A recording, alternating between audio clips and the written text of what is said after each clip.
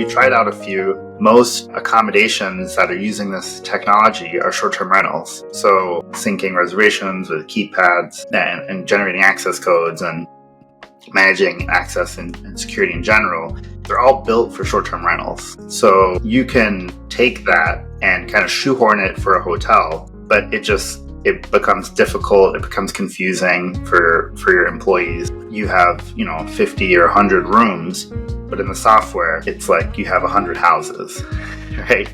And each room is a house, and each room has its own address, its own check-in time, its own guest guide, because the software thinks it's an Airbnb property that could be in any geographical location. And it works, but then you get into some weird scenarios where we have a breakfast closet where we store supplies for breakfast.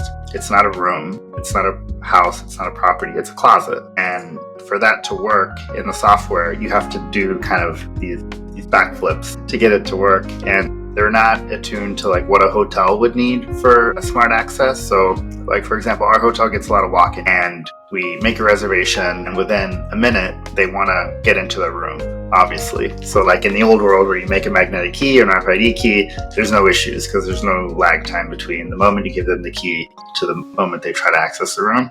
But with a lot of these short-term rental platforms, that's not the case. They're getting reservations days or weeks or months in advance, and they have the syncing set up to where it syncs every day, or it syncs once an hour, or it syncs every 20 minutes. And that's not feasible for a hotel where you check a guest in and within a minute, really, they want to get into the room. So we had a situation where, for whatever reason, if the lag time increased, if we would give them the code, they'd go to the room, it didn't work, which is a terrible guest experience. So that's where when you introduce technology, it can actually create more problems than what you replaced.